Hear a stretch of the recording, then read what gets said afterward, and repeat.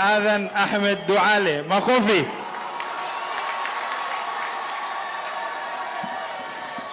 Mheshimiwa Rais, Mheshimiwa Makamu wa Rais, viongozi wote, Mheshimiwa unipe ruhusa kwanza niwatambue wale wamekuja na sisi kutoka Nairobi. Kuna waziri wa maji, Mheshimiwa waziri wa maji Eric.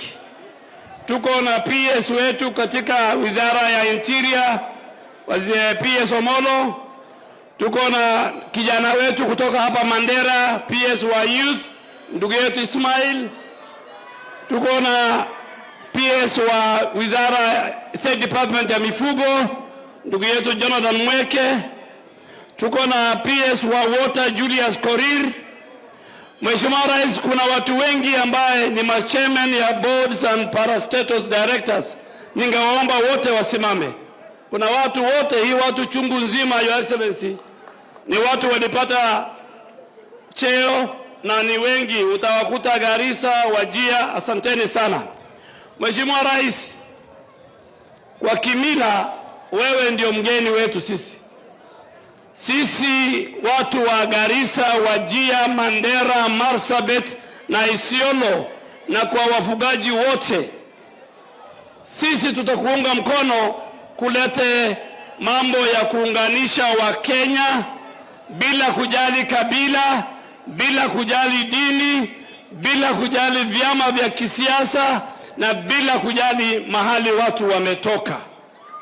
And the only crime you have committed, the only crime President Ruto is being accused of, is that he is uniting the people of Kenya as one indivisible united people. Tuko na kikundi mbili ya viongozi katika Kenya.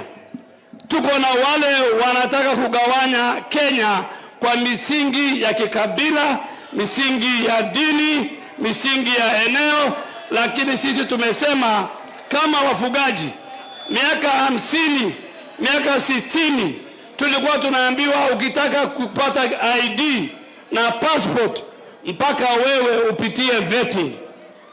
Serikali ya hayati Kenyatta, serikali ya mzee Moi, serikali ya Mheshimiwa Kibaki, serikali ya Mheshimiwa Uhuru hawakufanya yale umefanya. Umesema mtoto Msomali, mtoto Mborana, mtoto Mturkana, mtoto Mkamba, mtoto Mkalenjin, wote wawe sawa wakitaka kipande, birth certificate na passport. Your Excellency, that alone is so important to the people of Northern Kenya. Ya pili, Your Excellency, wewe ndio ulianzisha hii barabara ya Northern Gateway kuanzia Isiolo mpaka Mandera. Wakati ulikuwa makamu wa rais, watu walikuwa na wewe ni mfugaji, wakakuwekea break ikakwama. Tunataka Your Excellency, katika muhula wako hii barabara umeanzisha ifike Mandera. Ya mwisho, Your Excellency, stima, tumefika mwezi wa Ramadhani na nimekuambia mara mingi na viongozi wanaambia, stima ya Wajia na Mandera ni shida kubwa sana.